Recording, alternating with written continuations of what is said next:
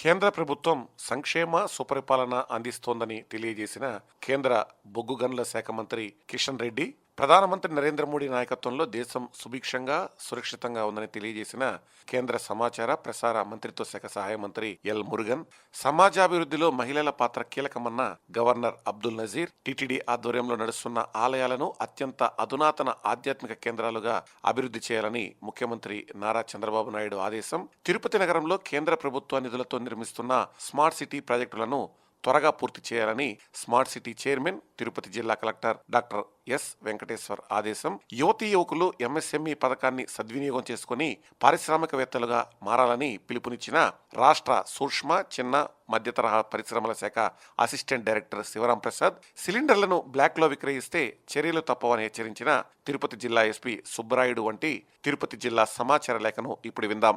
కేంద్ర ప్రభుత్వం సంక్షేమ సుపరిపాలన అందిస్తోందన్నారు కేంద్ర బొగ్గు గనుల శాఖ మంత్రి కిషన్ రెడ్డి. తిరుపతి జిల్లాలోని ప్రముఖ వాయులింగ క్షేత్రం శ్రీకాళహస్తీశ్వరుని కుటుంబ సమేతంగా కేంద్ర మంత్రి దర్శించుకున్నారు. ఆలయం వద్ద దేవస్థానం అధికారులు కేంద్ర మంత్రి కుటుంబానికి స్వాగతం పలికి ప్రత్యేక దర్శన ఏర్పాట్లు చేశారు. ప్రధానమంత్రి నరేంద్ర మోడీ నాయకత్వంలో దేశం సుభిక్షంగా సురక్షితంగా ఉందన్నారు కేంద్ర సమాచార ప్రసార మంత్రిత్వ శాఖ సహాయ మంత్రి ఎల్ మురుగన్. తిరుమల శ్రీవారిని విఐపి విరామ సమయంలో కేంద్ర మంత్రి దర్శించుకున్నారు. ఆలయం వద్ద టిటిడి అధికారులు కేంద్ర మంత్రికి స్వాగతం పలికి ప్రత్యేక దర్శన ఏర్పాట్లు చేశారు. అనంతరం ఆలయం వెలుపల కేంద్ర మంత్రి మురుగన్ మాట్లాడుతూ ప్రధానమంత్రి నరేంద్ర మోడీ దేశాన్ని వికసిత్ భారత్ వైపు నడిపిస్తున్నారని తెలియజేశారు. ప్రజలందరి ఆరోగ్యం, శ్రేయస్సు, దేశాభివృద్ధి జరగాలని శ్రీ వెంకటేశ్వర స్వామిని ప్రార్థించినట్లు కేంద్ర మంత్రి వెల్లడించారు. తిరుపతిలోని పద్మావతి మహిళా విశ్వవిద్యాలయం 22వ స్నాతకోత్సవం ఘనంగా జరిగింది. కులపతి హోదాలో గవర్నర్ అబ్దుల్ నజీర్ హాజరై వివిధ కోర్సుల్లో డిగ్రీలు పూర్తి చేసిన 1600 మంది విద్యార్థినులకు పట్టాలను ప్రదానం చేశారు. అలాగే 8 మంది విద్యార్థులకు బంగారు పతకాలు, 8 మంది విద్యార్థులకు పిహెచ్డి పట్టాలను ఆయన స్వయంగా అందజేశారు. ప్రముఖ శాస్త్రవేత్త శశికళ సిన్హాకు గౌరవ డాక్టరేట్ ను గవర్నర్ ఈ సందర్భంగా అందించారు. అనంతరం ఆయన మాట్లాడుతూ సమాజాభివృద్ధిలో మహిళల పాత్ర కీలకమన్నారు. విద్యారంగంలో మహిళల ముందడుగు సమాజ అభివృద్ధికి సంకేతమని, విద్య, ఉపాధి సాధనమే కాకుండా సేవకు పునాది అన్నారు. చదువుతో పాటు విలువలతో కూడిన వ్యక్తిత్వాన్ని పెంపొందించుకోవాలని, సమకాలీన సాంకేతిక విద్యను అందిస్తూ విద్యార్థుల్లో సృజనాత్మకతను పెంపొందిస్తున్న విశ్వవిద్యాలయాల పనితీరు ప్రశంసనీయమని ఆయన కొనియాడారు.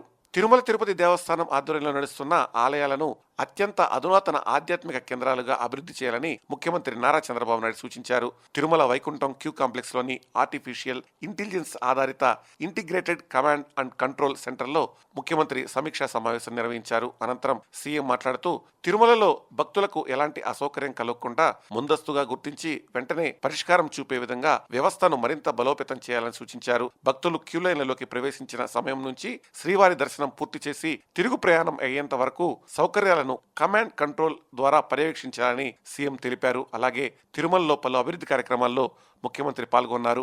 టెంపుల్ సిటీ తిరుపతి నగరంలో కేంద్ర ప్రభుత్వ నిధులతో నిర్మిస్తున్న స్మార్ట్ సిటీ ప్రాజెక్టులను త్వరగా పూర్తి చేయాలని స్మార్ట్ సిటీ చైర్మన్, తిరుపతి జిల్లా కలెక్టర్ డాక్టర్ ఎస్ వెంకటేశ్వర్ అధికారులను ఆదేశించారు. Tirupati smart city corporation limited 42వ బోర్డు సమావేశం స్మార్ట్ సిటీ చైర్మన్, జిల్లా కలెక్టర్ అధ్యక్షతన జరిగింది. తూగేవాకం వద్ద స్మార్ట్ సిటీ ప్రాజెక్టులో భాగంగా ఏర్పాటు చేస్తున్న 6 megawatt ground mounted solar project పనులు త్వరగా పూర్తి చేయాలని కలెక్టర్ ఆదేశించారు.